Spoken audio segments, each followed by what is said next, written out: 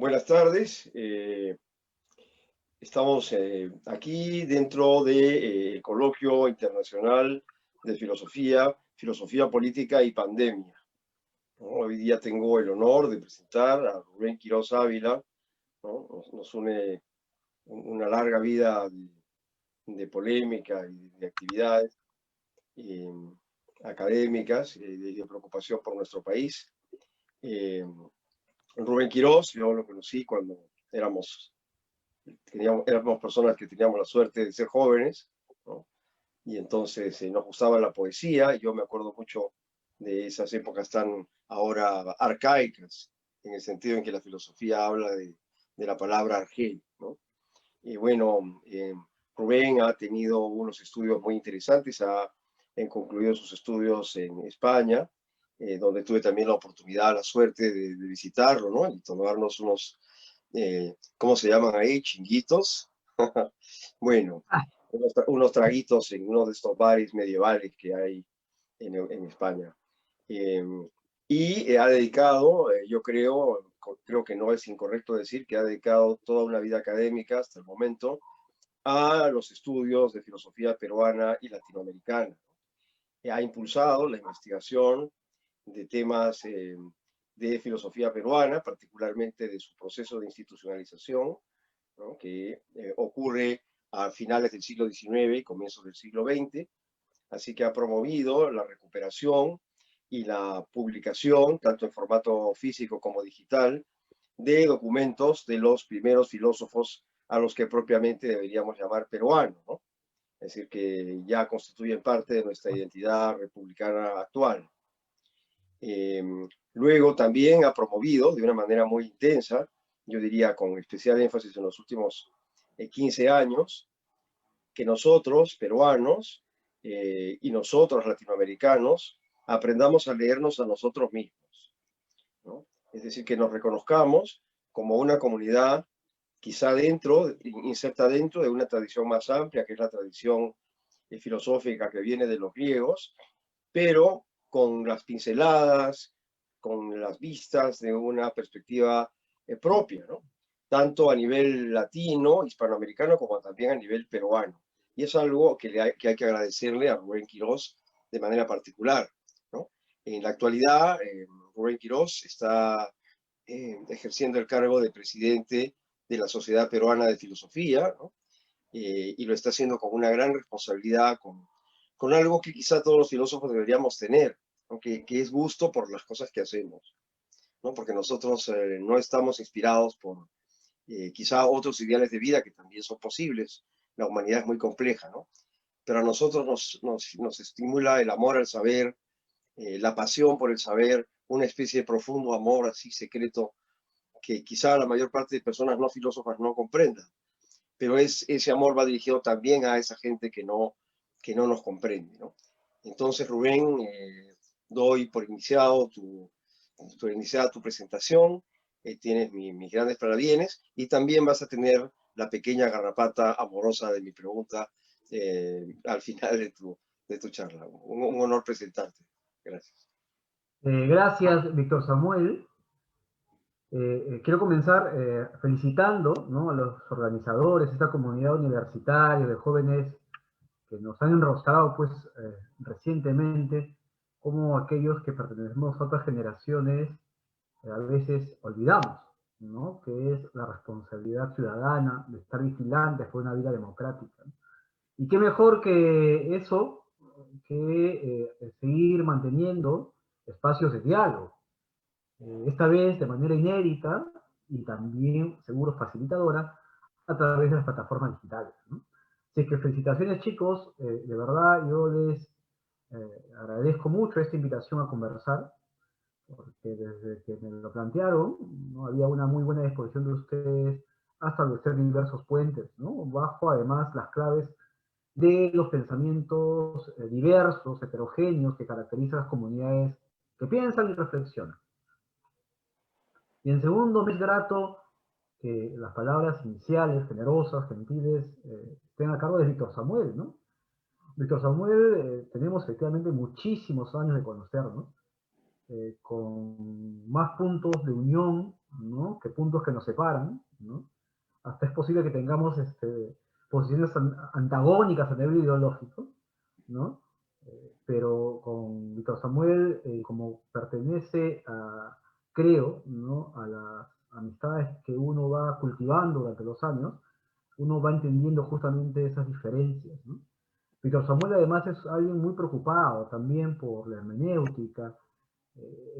Logramos, justamente con Miguel Ángel Quintana, gran amigo nuestro, ¿no? Juntarnos para, recordarás Víctor Samuel para Bátimo, ¿no?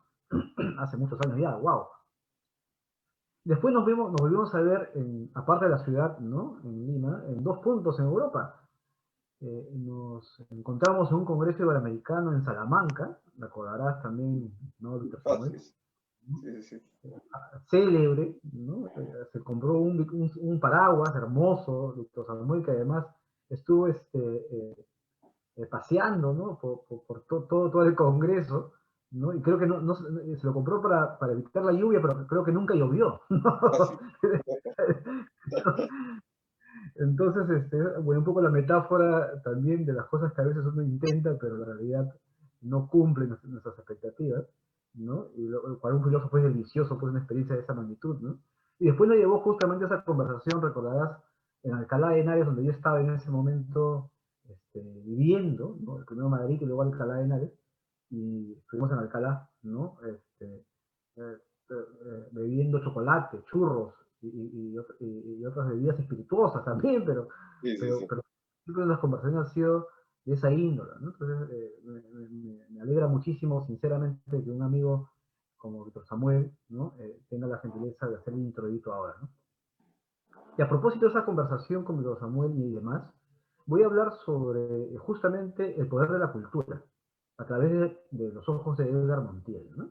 Entonces, la exposición de hoy justamente, considero, se adhiere a esta idea de cómo en espacios marcadamente heterogéneos hay puntos de encuentro, ¿no? Hay puntos de coincidencia, ¿no? Subrayo esta idea de que busquemos más bien los puntos que nos unen de aquellos que nos diferencian.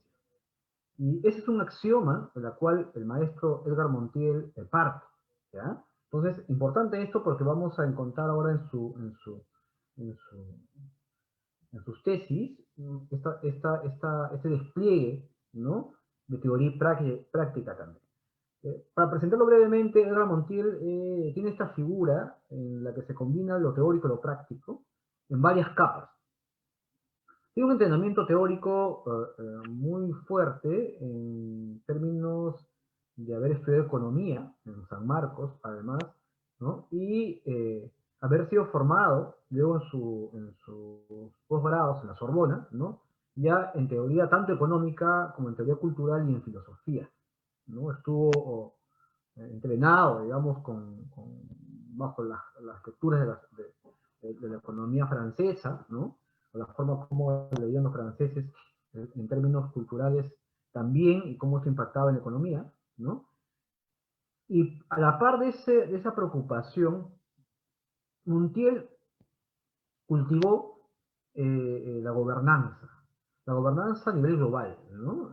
Estuvo convencido de la explicación a nivel teórico, pero también bajo esta égida del intelectual comprometido, que además es muy francés, ¿no? De tener responsabilidades ciudadanas, en pocas palabras, que el intelectual no solamente se quede en las dimensiones de reflexión teórica, ¿no? Lo cual también es legítimo, no estoy diciendo que sea incorrecto o inválido. Sin embargo, Montiel más bien apelaba a que el llamado a la responsabilidad nos obliga, por lo menos eso es lo que supone él, a que colaboremos en la gestión en la red pública, ¿ya? Y esta red pública puede ser efectivamente nacional o global. La preocupación de todo intelectual debería estar validado también por sus prácticas. Y una de las prácticas que uno debe hacer es administrar o gestionar aquello por lo cual uno reclama. En pocas palabras, para Montiel, la brecha entre lo teórico y lo práctico debe darse o iniciarse con uno mismo. Lo que uno predica de buscar, o si hubiera la oportunidad, de ejercer esta prédica. Y esta prédica significa que uno puede llevar a cabo, ¿no?, en los espacios que uno nos suele brindar, ¿no?, aquello que justamente sostenemos en los libros, en nuestro corpus bibliográfico. Esto es importante anotarlo, porque bajo esta lectura, el intelectual no habita una torre de marfil, no espera o es reactivo, no es un profeta que anuncia grandes cataclismos o cambios o estructuras mesiánicas, sino es un sujeto comprometido. Lo que él lo denomina es la participación del comunitariado, ¿no? Es decir, es en la cadena de producción, ¿no?, es alguien que debe aportar necesariamente no solo del lado teórico. Por lo tanto, Montiel es un ejemplo de ello. Montiel ocupa probablemente el cargo más importante de un peruano en la UNESCO. Él ha sido jefe, ¿no?, de cultura, ¿no?, en la UNESCO. Lo he ido a visitar algunas veces, ¿no?, me acuerdo en el piso 11, almorzando ahí viendo el Champs-Élysées, ¿no?, y discutiendo sobre su práctica desde ese punto respecto al mundo. Es un hombre preocupado por demostrar que lo que decía tenía resultados concretos. Estuvo muchísimos años metido en la UNESCO, ¿no?, en esa posición. Entonces es también revitalizante que alguien de esa magnitud, de ese nivel, ¿no?, llegue a ocupar estos espacios para elaborar prácticas reales y políticas de apoyo a la promoción cultural, ¿no? Y luego fue también una persona, una personalidad que estuvo en algunos puntos en América Latina también como jefe local de UNESCO. Hace unos años, hace unos 8 o 9 años, estuvo como director de UNESCO en Guatemala, por ejemplo, que recuerden que Centroamérica es un espacio de nuestra región cuyas apuestas de valor en la cultura son ancestrales, ¿no? Guatemala es un hermoso lugar de culturas prehispánicas, ¿no? Y estuvo promoviendo justamente, no necesariamente claves arqueológicas, ¿no?, y hablaremos sobre cómo concebir la cultura, sino que desde esos espacios otra vez concebir la relación teoría y práctica de manera concreta, ¿no? Y voy a comenzar cómo entiende cultura Montiel, ¿no? Como ustedes saben, una discusión sobre las múltiples definiciones que hay no es el eje principal de la preocupación de esta conferencia, ¿no? No es una discusión sobre las múltiples definiciones, ¿no?, sino qué está aplicando y qué entiende Edgar sobre esto, ¿no? Y lo voy a poner ahí para que comprenda hacia dónde va este enfoque, ¿no? Y lo voy a leer, cito: la cultura es una elaboración comunitaria mediante la cual los individuos se reconocen, se autorrepresentan y asignan significaciones comunes al mundo que los rodea. Fin de cita. ¿Por qué es importante esta referencia? Porque Montiel cuestiona este modelo de cultura aprisionada, inmóvil, arqueologizante, ¿no?, que más bien se esfuerza en delimitar segmentos culturales a tal nivel que jerarquizan la producción cultural y el consumo de esta.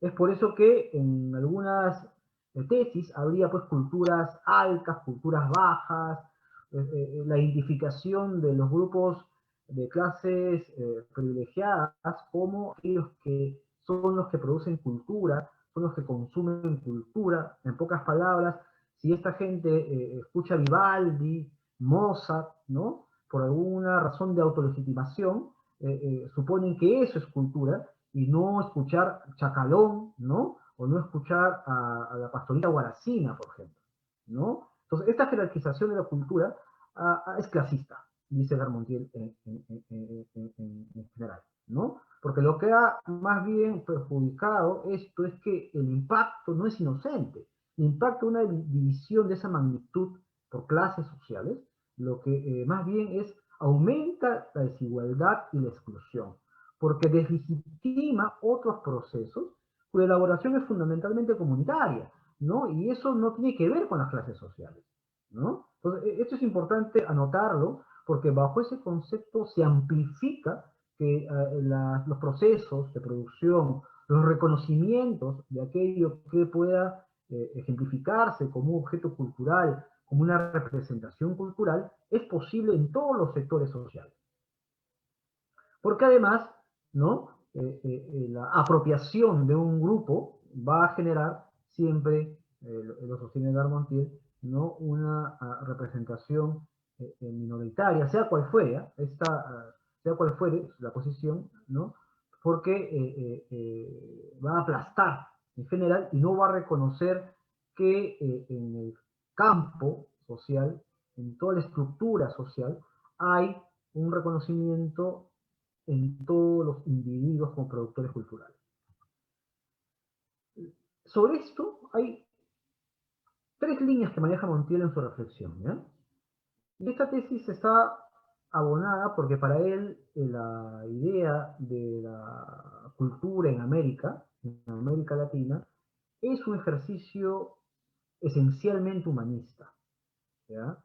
Una característica del aporte global de la posición latinoamericanista, lo que él llama el humanismo americano, es que en el choque de las civilizaciones, en la conquista española, ha habido, por supuesto, un avasallamiento, es evidente y es obvio, pero también generó, ¿no?, resistencias. Y estas resistencias han pervivido. Una de esas resistencias tiene que ver con la producción de líneas culturales, incluyendo la producción intelectual.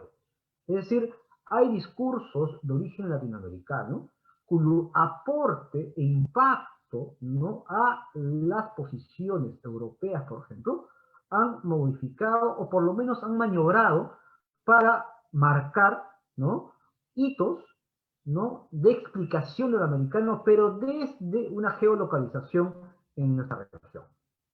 Hay un humanismo americano, ¿no?, que reconoce desde el saque, ¿no?, el poder de las culturas ancestrales. No se puede intentar la desaparición, ¿no?, de culturas tan importantes en América si no se acepta primero que a pesar de ese intento han sobrevivido y han pervivido. Y esas formas han sido alternas a la implementación del grado de modernidad, ¿no?, en la línea de Quijano, que habría impactado o logrado el inicio de la conquista, ¿no? No se pudo avasallar totalmente, no se pudo aniquilar las formas culturales locales, por lo tanto, es fundamental reconocer cuáles son esos códigos de comportamiento, esos códigos comunitarios, que puedan ser alternos o alternativas a modelos de civilización moderna. Y eso es posible en tanto reconozcamos que la fuente de legitimidad de esas formas de convivencia, ¿no?, sean por supuesto factibles y no paralelas, ¿no?, hasta cuestionadoras de modelos modernos implementados por la conquista o desde la conquista española. Pero hay un humanismo americano, hay un humanismo que nace en esa preocupación por el otro, hay culturas originarias en las que el individuo, por ejemplo, está reducido, el trabajo suele ser más bien un proceso comunitario, comunal, la importancia del trabajo conjunto, ¿no?, más que el sujeto estrictamente basado en el ego individual, ¿no? Eso sostiene Montiel como un posible modo, ¿no?, no dice que es el mejor, un posible modo que pueda ayudarnos a comprender que la multiplicidad de formas culturales siempre tienen que ser elementos a considerar para vidas alternas en una forma estandarizada de comportamiento. Y para ello es inevitable aceptar también que actualmente la vida está combinada con elementos modernos. No está reclamando un regreso, una nostalgia a situaciones ancestrales que han evolucionado además con el tiempo. Por lo tanto, una combinación de ellas, sin olvidar las matrices, ¿no?, culturales originarias, son claves. Por eso se requiere que haya, y lo sostiene, ¿no?, que los individuos, y aquí es muy cercano a las tesis clásicas de poder, ¿no?, los individuos que van a gobernar, ¿no?, sean aquellos que están mejor entrenados, que estén más cerca del arete, de la virtud, ¿ya? Y esto es el modelo clásico del gobernante, ¿no? Es decir, tienen que estar preparados y entrenados en espacios tales en los que tengan componentes de un ethos, ¿no? De gobernanzas locales aprendidas, para que no hayan sujetos que más bien fuera de ese circuito virtuoso de aprendizaje de la inteligencia, ¿no?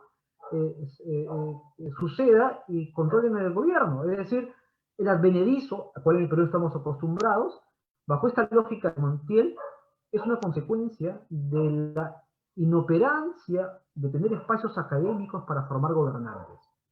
¿Ya? Entonces, incluso plantea él una escuela, en términos prácticos, la Escuela Nacional de Gobierno, la ENGO, ¿no? Hace muchísimos años. Montiel es un visionario en ese sentido. O sea, las universidades deberían tener gente que formen para gobernar, ¿no? Y estrictamente para gobernar. Por lo tanto, habría que saber gobernar, ¿no? Formar hombres y mujeres de Estado para la nación, como reza el subtítulo de este libro, ¿no? Es en realidad una imperiosa, inevitable, si queremos sobrevivir como colectivo, si queremos ser sostenibles, para separar a los grupos, ¿no? Aquellos que efectivamente quieran una carrera de gobernantes, el Estado debería configurar espacios, ¿no? Esferas de entrenamiento constante. En pocas palabras, debería formarse a los que nos van a gobernar, ¿no? Y con todas las mallas curriculares y todas unas prácticas, etc. Entonces, si no se conoce eso, o si no se, según Montiel, ¿no? Si no se introduce esto en la organización académica, ¿no? En los aprendizajes, ¿no? En la formación de las competencias, vamos a seguir perdidos. Porque el advenedizo, ¿no? No entrenado, sin etos, va, evidentemente, tener siempre, siempre las distorsiones típicas de aquel que no ha sido formado para ello, ¿no? Por lo tanto, desde ese punto de vista, y acá nos unimos con la primera definición de Edward Montiel, es que tenemos que tener claro también que la idea de una amplificación de la cultura es porque debe reconocerse en todos los sujetos que producen formas culturales, ¿no? También su capitalización. En pocas palabras, la cultura monetiza, ¿eh? Si nosotros solamente admitiéramos que escuchar, ¿no? A Wagner es cultural, ¿no? Y bajo esa lógica, recuerden ustedes que las prácticas del Ministerio de Cultura han sido por eso equivocadas, ¿no? Es decir, para ellos cultura es algo muy elitista, ¿ya? Entonces tú escuchas Beethoven, o qué culto es, ¿no? Tú escuchas Strauss, o qué culto es. Entonces, lo que han hecho los Ministerios de Cultura muchas veces es llevar la sinfonía a los conos. O sea, el cono norte, cono de Lima Este, ¿no? Los pueblos jóvenes, tú tenías a la sinfónica, ¿no? Mostrando, ¿no? Su gran virtuosismo musical para llevar cultura a los pueblos. Es decir, miren ese concepto, ¿no? O sea, hay como un grupo privilegiado que se ha apropiado de lo cultural y llevan a nosotros, o pobres, o periféricos, o marginados, ¿no? Nos llevan cultura. Ese concepto es el que cuestiona Montiel, porque es profundamente clasista, jerárquico y excluyente. Y es un error grave en la visión, además, de política estatal. Y es grave porque este concepto, ¿no? No reconoce, invisibiliza, ¿no? Niega que todos nosotros que habitamos las periferias produzcamos cultura. Entonces, si escuchamos nosotros chicha, no es cultural. Si oímos, ¿no? Nuestra cumbia popular, no es cultural. Un gobierno que cree eso es un gobierno peligroso, errado, distorsiona el uso de los recursos públicos, por supuesto. O sea, cuando te digan, mira, van a escuchar ustedes a Shakespeare, ¿no?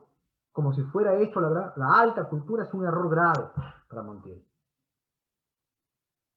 Tenemos que nosotros reconocer que toda la dimensión social, en sus diversas capas con las cuales está estructurada, producen cultura. La cultura es la comida, la cultura es la música, la cultura es el discurso intelectual, y todo esto debe ser capitalizable. Tiene que generar recursos para aquellos que la producen.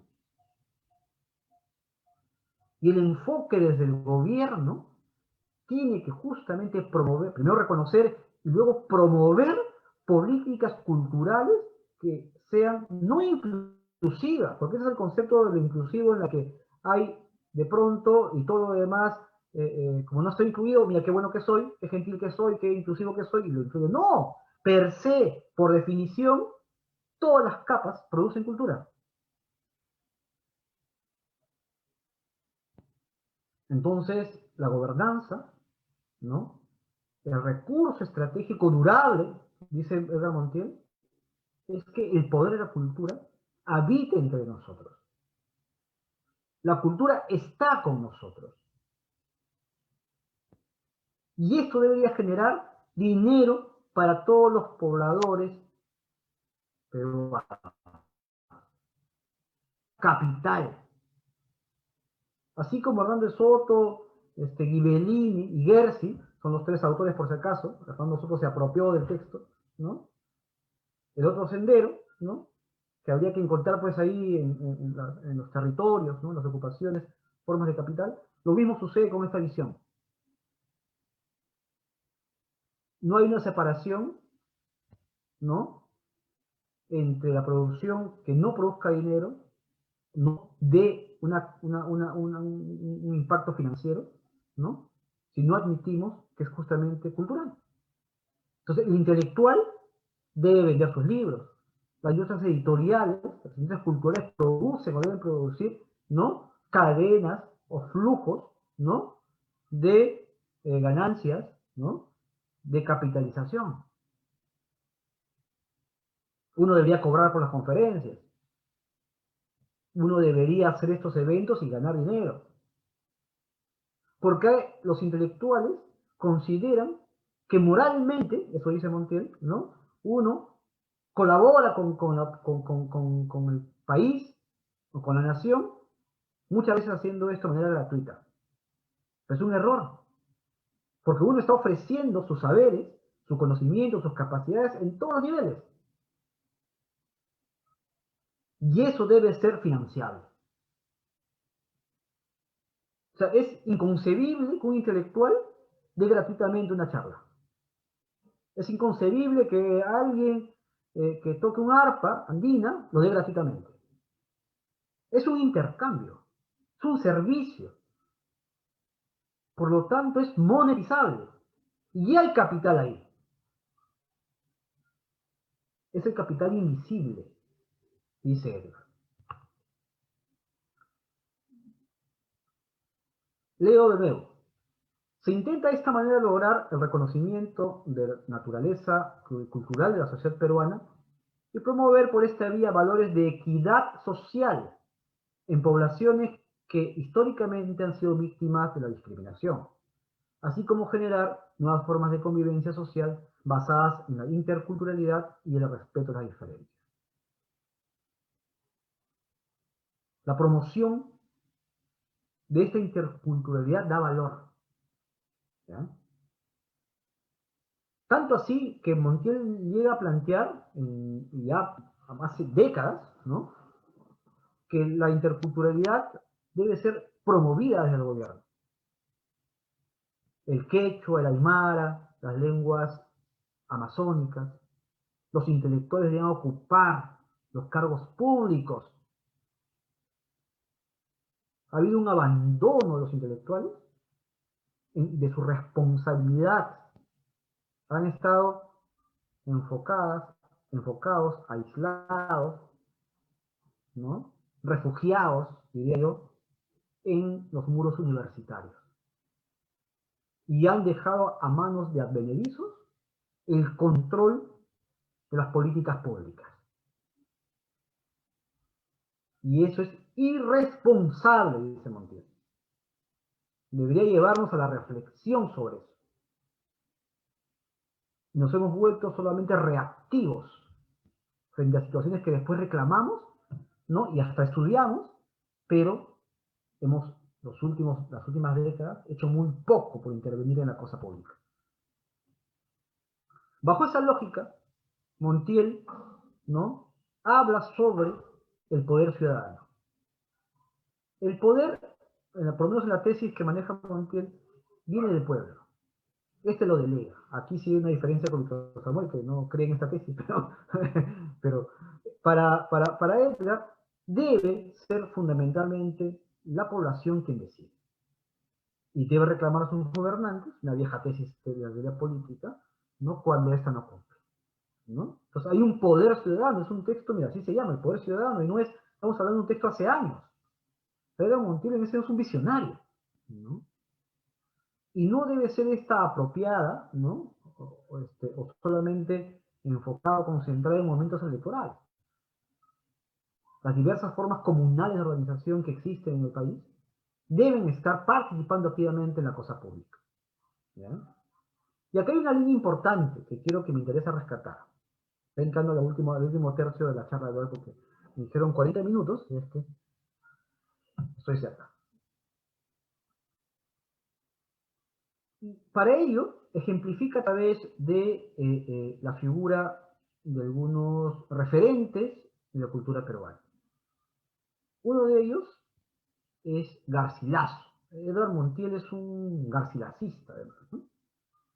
Y dice que la imagen que se tiene del Perú, ¿no?, en Europa, ¿no?, es una imagen cuya consecuencia es porque los europeos leyeron mucho a Garcilaso, ¿ya? En pocas palabras, la imagen que tienen los europeos de Perú es la imagen de los comentarios reales. El imperio de los incas es Roma, en América, ¿no? Es decir, un tipo de civilización, incluso hasta en su estructura de incas, ¿no?, que más parecen emperadores romanos, ¿no?, en la idea de una utopía satisfecha, es decir, el Tahuantinsuyo, según la línea de Garcilaso, como ustedes saben, es la que replica, ¿no?, Garcilaso, es que aquí pues no hubo hambre, ¿no?, no hubo desigualdades, era un paraíso perdido con la conquista, ¿no? Entonces, Edgar lo que dice es que la construcción en el imaginario europeo del Perú es una construcción garcilacista. Y esto por varias razones. La primera razón es porque Garcilaso fue muy leído desde la inspiración francesa. Muy leído. Traducido al francés, por supuesto, a varios idiomas europeos, ¿no? Un bestseller. Y esto se ha ido cimentando en las generaciones europeas. Y es la que ha triunfado, ¿no? Por lo tanto, el modelamiento del Perú en la mentalidad europea es fundamentalmente garcilacista. Por eso es utópica, es edénica, no es mágica, ¿no? Machu Picchu, ¿no?, y la épica, ¿no?, todo lo demás. Es como si hubieran detenido el Perú en un tiempo. Entonces Montiel, en una espectacular descripción, ¿no?, dice que habría que leer e interpretar, ¿no?, más bien cómo los peruanos hemos influido, maniobrado intelectualmente, discursivamente, para construir un Perú imaginado en Europa. O sea, la influencia al revés. ¿A qué estamos acostumbrados? A veces, cómo influyó Kant, cómo influyó Aristóteles, cómo le fue mal o bien a Rousseau, a Montesquieu, ¿no? Y no es al revés. Entonces, bajo eso, también habría que aceptar cuáles son nuestros límites. Evitar la romantización del pasado, cuestionar la sublimación del pasado, ¿no? Y ser realistas, en el sentido que, por obvias razones epocales, el Tahuantinsuyo, ¿no? Era brutal, jerárquico, ¿no? Piramidal, lo que un historiador decía, ¿no? Incas sí, indios no. Porque muchas veces de esta nostalgia imperial es que todos queremos lo incásico. Imaginamos, ¿no? Añoramos a la panaca. Quisiéramos ser del Tahuantinsuyo, en tanto estamos solamente enfocados en la élite, es decir, un orejón, ¿no? El Cusco seguro, de repente en algún palacio incaico, pero no vemos que en realidad las grandes, el Hatunruna, las grandes masas, el Mitimae, ¿no? Han tenido una vida desigual. Por lo tanto, la configuración de una suerte de pasado glorioso también tiene, ¿no? Intereses de legitimación de grupos, ¿no? De grupos que por supuesto reclaman, ¿no? un poder de esa magnitud, ¿no? Entonces, para Montiel hay que separar, ¿no? Ello de los aprendizajes de las culturas originales, que son otras cosas.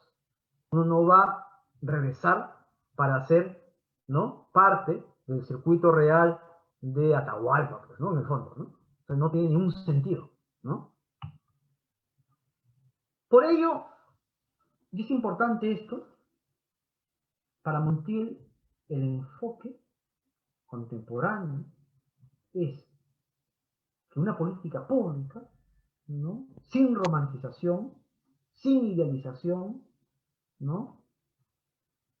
Reconoce, hemos dicho ya hace un momento eso, en los individuos un factor de producción cultural, por lo tanto la cultura se convierte, y lo dice ahí, en un recurso esencial para el desarrollo. Es más, dice que es un factor clave de lucha contra la pobreza.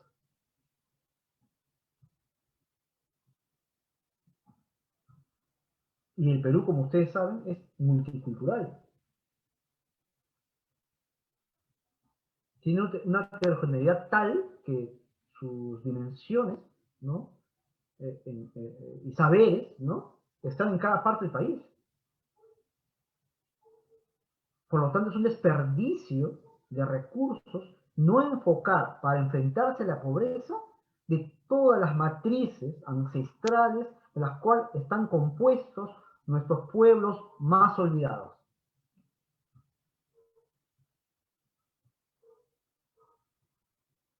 Ese es el valor agregado. Esa es la diferenciación que pocas comunidades, dice Montiel, en el planeta tienen. Somos uno de los países con mayor biodiversidad, uno de los países que tienen mayor biodiversidad, etcétera. O sea, tenemos muchísimas ventajas que no la hemos aprovechado con su inmenso potencial. Es verdad que en los últimos años hay un intento de eso, ¿no? Los cultivos, por ejemplo, orgánicos, el reconocimiento de ciertas costumbres para la exportación, pero son más bien excepciones. Cuando para Edgar esa es la manera de luchar efectivamente contra la pobreza. Por ello, la vida intelectual es un activismo constante. No podemos estar solamente teorizando. Dice, repito, que es la propuesta suya, en tanto que no deslegitima las otras, pero considera que uno de nuestros aportes es gobernando. Hay que entonces gestionar la cultura en todos los niveles. Hay que impulsar políticas a nivel nacional y global. Hay que leer siempre en claves interculturales. Y seguir el proyecto garcilasista sin sublimarlos. Perdón. Y este final, ¿no? La cultura constituye el medio privilegiado para fomentar la comprensión mutua y la cohesión social. Y es un recurso inevitable para promover la creatividad y la innovación, factores claves en los cuales no puede haber un desarrollo económico y social duradero. O sea, la cultura es sostenible, la cultura da caja, la cultura da plata, la cultura da dinero. No tengamos ni un prurito, ¿no?, moral de no hacer que esta dinámica de la cultura, ¿no?, haga flujos de caja simples y por supuesto complejos, que tenga fondos de financiamiento. A veces hemos separado eso por asuntos no necesariamente comprensibles respecto a este poder de la cultura. Listo. Muchas gracias.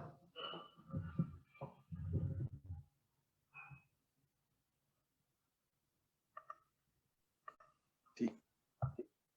No sé si ya me es lícito decir algo, ¿no? ¿Qué opinan? Adelante, profesor Rivera.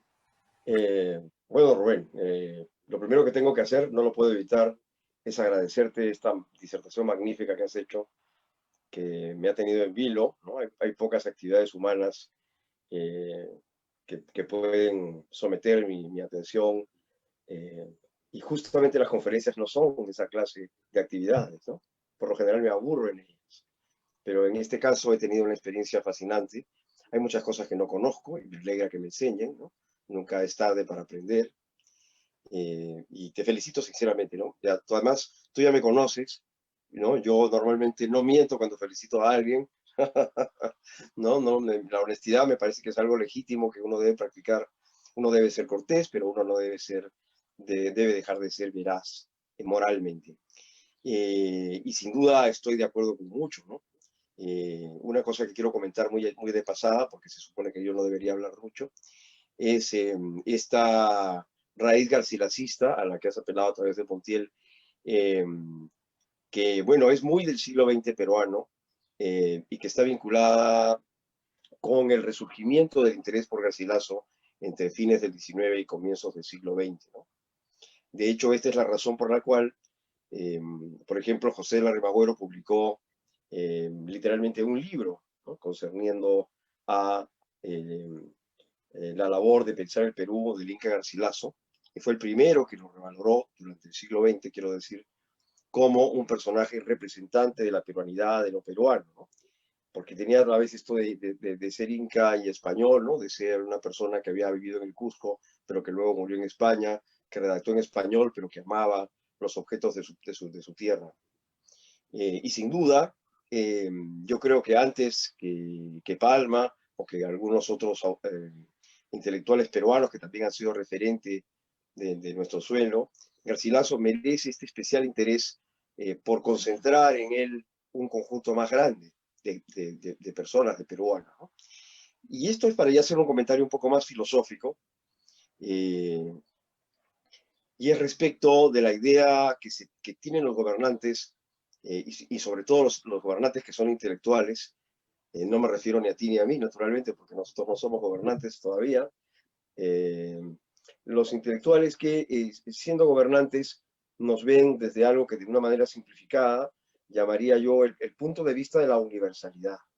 ¿No? Una cosa que a mí me ha gustado, me ha encantado lo que has disertado hoy sobre Montiel y sobre ti mismo en realidad, es algo que yo traduciría por la identificación del territorio, ¿no? Todo régimen político está basado sobre un asentamiento, es decir, sobre que la gente ocupa un lugar en el espacio.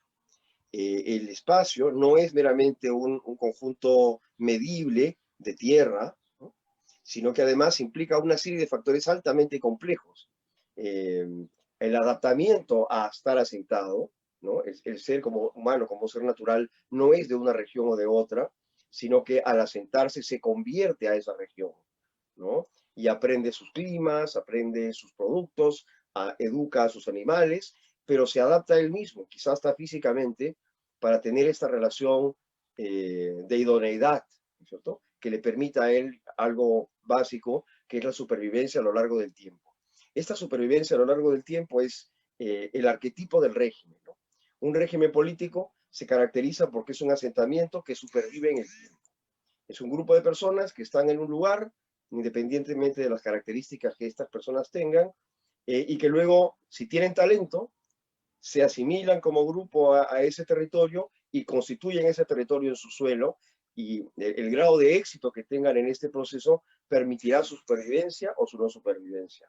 En algún sentido, los Estados Unidos son un país que no estamos seguros de si va a sobrevivir a sí mismo, porque su tiempo en la humanidad es demasiado corto, ¿no? Nosotros estamos acostumbrados a verlo como un gran país dominante, hegemónico, pero no estamos seguros de si eso es el producto de haber domesticado un territorio, haberse asimilado a un territorio, haberse convertido a un territorio, o si es producto de otros factores, que en ese caso no serían factores del ser humano, ¿no? Ya, ¿a qué voy con esto? A que todos los grandes estados, a lo largo de la historia, porque yo creo que esto es una constante de la humanidad, han sido asentamientos que han tenido la voluntad de persistir y que han encontrado la inteligencia, la sabiduría para sobrevivir, ¿no? Por ejemplo, mira, los romanos uno podría decir que acabaron con las invasiones de los bárbaros, después de un periodo de imperio constitucional, para llamarlo de una manera más fija, más segura, de 500 años. Pero la verdad es que el imperio bizantino era el mismo imperio romano que había llevado su territorio a otro espacio, ¿no? Y así pudo sobrevivirse a sí mismo durante 1000 años más, ¿no? Y yo creo que el principal problema de nuestro país es que hemos perdido el criterio de asentamiento, ¿no?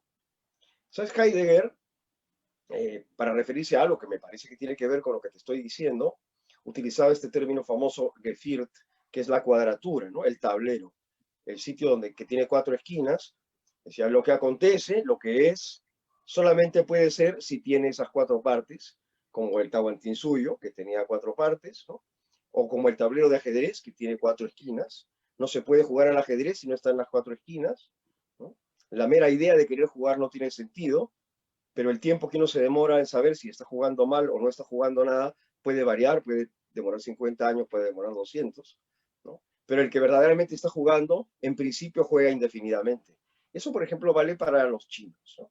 Que el país actual de China, aunque está organizado de una manera que es un poco distinta, quizá muy distinta de hace 200 años, sin embargo es la continuidad de los reinos de China que existían en la época romana, ¿no? Es como si los romanos hasta el día de hoy existieran y uno creyera que son los italianos, cosa que naturalmente todos sabemos que no es, ¿no? Que serían los argentinos, nuestros amigos, ¿no? Entonces, a mí me gustaría, ¿no? Que, no sé, que recogieras algunos de esos elementos que te he sugerido, ¿no? Con modestia, con sencillez. Son cosas que se me han venido a la mente. A mí me parece que la lógica del buen gobierno es el conocimiento, entonces, del territorio, ¿no? Es el criterio de asentamiento que tiene que ver con una educación, ¿no? Una educación que permite a las personas asimilarse al territorio y tener con ese territorio una relación de amor, ¿no? Lo cual garantiza a su vez la supervivencia de este mismo grupo, ¿no? Bueno, muy bien. Muchas gracias por Perfecto. escucharme. Gracias, mi querido amigo. En dos partes, ¿no? Porque, digamos, la línea garcilacista que bien referiste, y que evidentemente escribes, ¿no? A fines del 19 y comienzos del 20, fundamentalmente, por esta preocupación de cuál es nuestra genealogía como peruanos, uno comienza a buscar raíces. Una de las raíces a la cual uno apela es el garcilacismo, ¿no? Y sobre eso hay interesantes propuestas. Recuerda que el garcilacismo tiene una clave armoniosa. O sea, el garcilaso representa el mestizaje feliz, ¿no? Tienes una posición andina, al fin y al cabo, más que andina, incaica, ¿no? No indígena, sino incaica. Garcilaso forma parte de la élite, ¿no? Sus hermanos no son los pobladores ni Quimades Catundunas, repito, ¿no? Y también tiene una línea del conquistador vencedor, además, ¿no? Su padre, que forma parte de estas hordas iniciales, ¿no? Y va en busca de sus fuentes primarias, ¿no? Entonces, para alguna línea sobre lo que es el Perú, efectivamente Garcilaso hace que la matriz hispánica y la matriz incásica, identificada erradamente y generalizada como andines incásica, ¿no?, confluye en un sujeto mestizo peruano, ¿no?, tipo Garcilaso, ¿no? Entonces, reconocen ambas matrices sus ventajas y lo organizan, ¿no? Y ahí hay variantes, pero fundamentalmente es eso. La segunda es que aquellos más bien que este encuentro no es armonioso, ¿no?, sino un mestizaje es conflictivo. O sea, no puede haber una lectura de puzzle, ¿no?, de rompecabezas que se junta, ¿no?, cuando en realidad lo que ha habido es un sujeto opresor y unos sujetos oprimidos. Y deploran la línea incásica. O sea, lo que hay más que en esta tesis, ¿no?, más que sostener un encuentro de lo peruano como resultado más bien de esta armonía que es inexistente, más bien está sumamente conflictiva, ¿ya? Y la otra línea es la línea más bien pactista, la que representa como un Poma de Ayala, por ejemplo, ¿no? Poma de Ayala, que equivocadamente, ¿no?, alguna gente lo hace sostener, por lo menos en la ruta más importante, como alguien que inauguraría, ¿no?, una suerte de resistencia discursiva de lo indígena, ¿no? Guamán Poma de Ayala lo que hace, seguro tiene un tono denunciatorio, sin embargo, empieza con reconocer que es cristiano, ¿no?, con reconocer que la conquista está completamente justificada, porque tiene una, o sea, en pocas palabras, tiene una legitimidad, ¿no?, epistémica la conquista, ¿no? Por lo tanto, ¿no?, según Guamán Poma de Ayala, ¿no?, nosotros, o sea, los pueblos andinos, para ser generalista, ¿no?, tienen que acoplar, ¿no?, ser absorbidos por lo hispánico. Y ahí encontrar en el camino, ¿no?, formas de negociación, ¿no? Entonces tenemos estas tres líneas, ¿no?, que cada uno tiene sus autores, sus corpus bibliográficos, ¿no? Por lo tanto, a eso me refiero a tu primera reflexión, más que pregunta, una reflexión que hacía. Entonces, tal vez quisiera complementarla de esa manera, ¿no? La segunda es que la no educación de los gobernantes, ¿no?, que no se entrena gente para que gobierne el país, ¿no?, es un error estratégico, ¿ya? Es un error estratégico unido al abandono, a la orfandad premeditada que hemos dejado, ¿no?, en el gobierno o en la gobernanza de la gente que se dedica a pensar. Por diferentes razones. Por evitar seguro que te acusen de X, porque estás hastiado a los políticos, lo que quieras, ¿no? Lo que quieras. Pero hemos abandonado esto para que unos bandoleros ocupen esos espacios. Y después lo que hacemos es reactivamente, ¿no?, observarlas, cuestionarlas, marchar, ¿no? Pero ya es tarde. O sea, cuando ya está ocupado, ya está cimentado incluso formas de organización tendientes a lo delictivo. Porque todos nosotros que nos dedicamos a la parte reflexiva no queremos saber nada de eso. Nada. Salvo excepciones, ¿no? Nada. Y lo segundo es otro error. Lo segundo es que los intelectuales a veces nos autorrepresentamos como seres superiores a los demás. Y creemos por autonomacia que tendríamos hasta el derecho, ¿no?, de ocupar espacios que los burros no deben ocupar, ¿no? Burriamos a todo lo demás que no se parece a nosotros. Así convertimos a algunos en tecnócratas, a los demás en liberales, ¿no?, o los terruqueamos, lo que sea, ¿ya? O sea, construimos exclusiones. Entonces, los gobiernos de las instituciones, incluso de una universidad, ¿no?, están aquí, se nota más en las universidades públicas, por ejemplo, están asociadas a una tradición errada de que el intelectual, sin entrenamiento en gestión, debe gobernar. Entonces, por eso tienes un conjunto de instituciones gobernadas de manera desastrosa. porque su conocimiento sobre la gestión de los recursos, que es fundamentalmente darle eficiencia y ser efectivos, organizarlo, cuando alguien de la vida académica gobierna una institución, se dedica más bien a las componentes políticas, no digo que estén mal en sí mismas, pero no es el punto, en el sentido de que su ignorancia de las prácticas de gestión, su no formación, ¿no?, lleva a una ineficiencia en el manejo de la institución. Pasa en una universidad, pasa en los diversos espacios. Entonces, aprender a gobernar es tener herramientas. Las herramientas son evidentes, son saber administrar recursos, pero a la vez tener formación, ¿no?, sensibilidad académica, cultural, para evitar que un tecnócrata insensible, indolente, que solo puede ver un Excel, un Power BI, ¿no?, no reconozca todos los componentes culturales con los cuales se hace un buen gobierno.